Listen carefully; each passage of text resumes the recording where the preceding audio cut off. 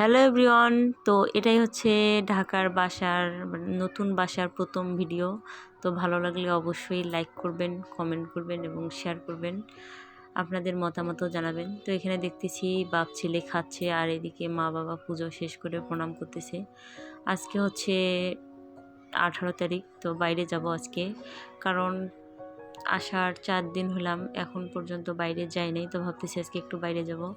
বাইরে বলতে আমার ডাক্তার দেখাটা জরুরি হয়ে গেছে, তো এখন চলে যাচ্ছি ডাক্তার দেখাইতে।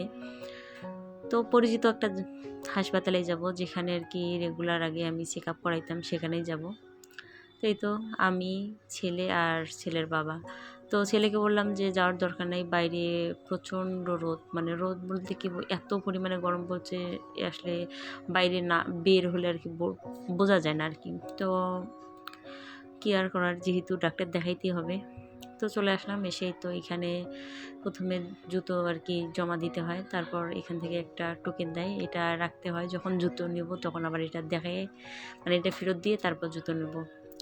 তো এখানে এখন ডাক্তারের জন্য অপেক্ষা করতেছি, কখন ডাক্তার দেখাবো, সিরিয়াল কখন পাবো। তো একটু তো ওয়েট করতেই হবে, কারণ আমার আগে আরও অনেক পেশেন্ট আসছিল, তো তারাও বসেছে, আমরাও বসেছি। আর এদিকে ছেলের খিদা লাগছে, তো ওখানেই শপিং মল ছিল, তো ওখানে চলে গেলাম। হালকা কিছু কেনাকাটাও ছিল, সেগুলো কিনে এখন চলে যাব হচ্ছে কিছু টেস্ট আছে সেগুলো করার জন্য। তো ওকে মানে বাবুর বাবাকে লাইনে দাঁড় করাই দিয়ে আমি চলে আসি শপিংয়ে।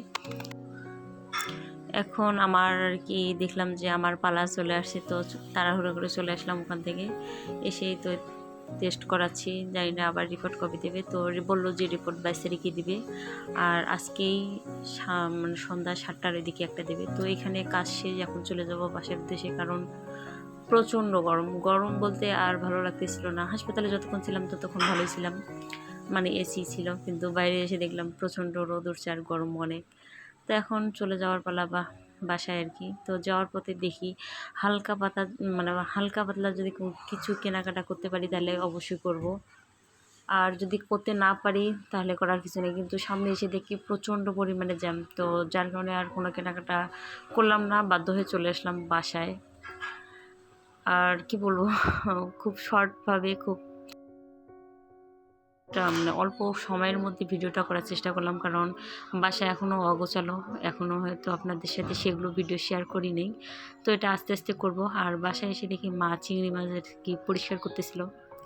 তো এ পর্যন্তই, সবাই ভালো থাকবেন, আমাদের জন্য আশীর্বাদ করবেন। টাটা।